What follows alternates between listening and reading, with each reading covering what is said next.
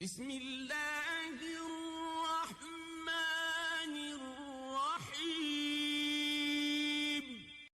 حضرت ابو ہریرہ رضی اللہ تعالیٰ عنہ سے روایت ہے کہ حضرت داؤد علیہ السلام کے زمانے میں دو عورتیں جا رہی تھیں، دونوں کے ساتھ اپنا بچہ تھا۔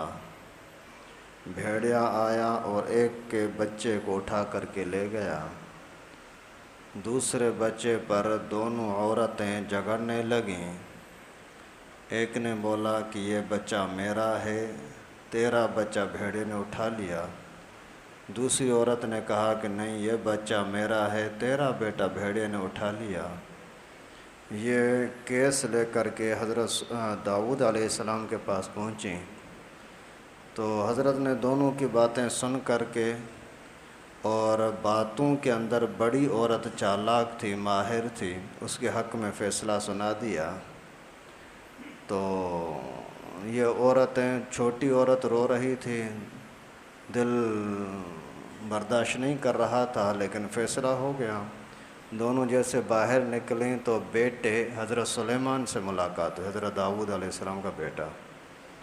تو اس نے ان کا دکھ دیکھ کر کے پوچھا کیا مسئلہ ہے؟ انہوں نے بتایا کہ یہ مسئلہ ہے، میں کہتی ہوں یہ بچہ میرا ہے، اور یہ کہتی ہے کہ نہیں یہ بچہ میرا ہے۔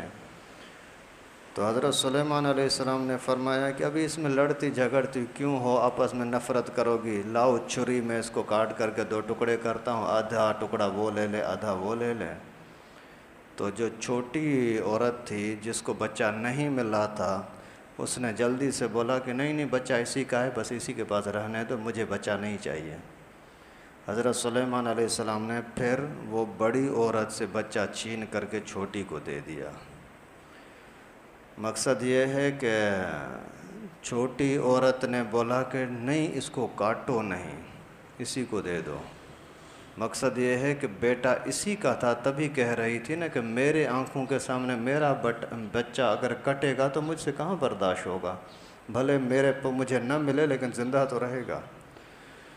تو ابھی یہ واقعہ حدیث مبارکہ میں لکھا ہے۔ تو اس کا مقصد یہ ہے کہ حضرت داؤد علیہ السلام نے جو فیصلہ کیا تھا وہ بھی غلط نہیں تھا، اس نے ان کی باتیں سن کر کے اس کے مناسبت سے فیصلہ کیا۔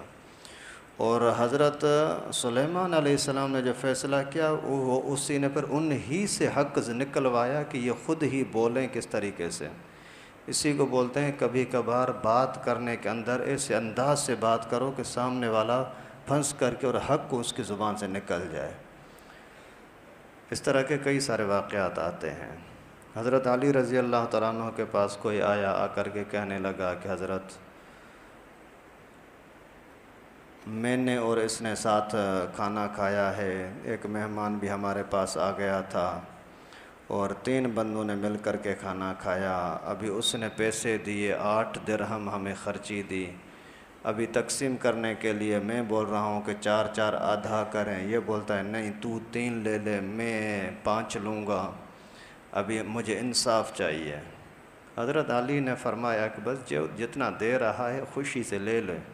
اس نے بولا نہیں، مجھے انصاف چاہیے۔ حضرت علی رضی اللہ تعالیٰ عنہ نے اسی طرح کی باتوں میں پھنسایا۔ اچھا، کھانا کھانے والے کتنے تھے؟ 3۔ روٹیاں کتنی تھی؟ 8۔ روٹیاں تھیں 8، کھانے والے تھے 3۔ اچھا، تیری روٹیاں کتنی تھیں؟ میری 3 تھیں۔ اور اس کی روٹیاں کتنی تھیں؟ 5 تھیں۔ اور پیسے کتنے ملے ہیں؟ 8 ملے ہیں۔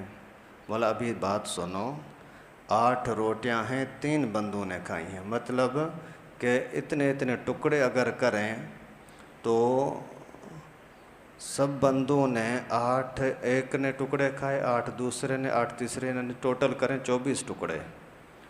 ٹوٹل روٹی کے بنے 24 ٹکڑے، 8 ایک نے کھائے، 8 دوسرے نے، 8 تیسرے نے۔ تو تیری روٹیاں کتنی تھی؟ 8۔ تو 8 کے اگر ٹکڑے کرتے ہیں تو کتنے بنتے ہیں؟ 3 کے حساب سے۔ بولا 9 ٹکڑے بنے۔ دوسرے کے کتنے بنے؟ بولا 15 بنے۔ ابھی آپ اندازہ کریں کہ تیرے ٹوٹل ٹکڑے تھے 9، اس میں سے 8 تو نے کھا لیے، باقی 1 ٹکڑا تیرا اس نے کھایا، مہمان نے۔ اور اس کی روٹیاں تھیں 5، 5 کو 3 کے ساتھ ضرب دیا، 3 بندے کھانے والے ہیں تو یہ ہو گئے 15 ٹکڑے، 15 میں سے 8 خود کھائے، 7 ٹکڑے اس بندے نے مہمان نے کھائے، دیے ہیں 8 ٹکڑے، 1 روپیہ تجھے ملے گا، باقی 7 روپے اس کو ملیں گے۔ تو یہ ایک چالاکی ہوتی ہے جج کی یا قاضی کی، ایسے انداز میں سامنے والے سے بات کریں کہ وہ پھنس جاتے ہیں۔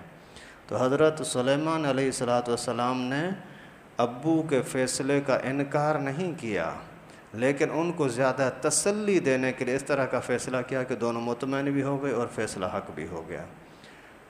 اور اس کے لیے پھر انصاف کے لیے بنیادی چیز ہوتی ہے علم ہو تو انصاف کریں گے، علم بھی ہو، اللہ کا خوف بھی ہو۔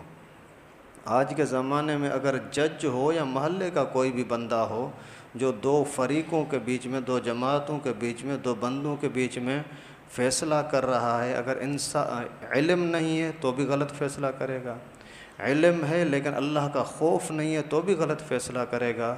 ہمیشہ فیصلہ جب بھی کرانا ہو تو ایسے بندے کے پاس جائے جو علم بھی رکھتا ہو، اللہ کا خوف بھی رکھتا ہو، پھر ناانصافی نہیں ہوگی۔ جب ناانصافی نہیں ہوگی تو از خود محبتیں ہوں گی، اللہ تعالیٰ کی طرف سے برکتیں بھی آئیں گی۔ اللہ رب العالمین سے دعا ہے کہ ہم سب کو انبیاء کرام کی، رسول اللہ صلی اللہ علیہ وسلم کی تعلیمات کو عظمت کی نظر سے دیکھنے کی، اپنی زندگی میں لانے کی توفیق نصیب فرمائے۔ الحمدللہ رب العالمین۔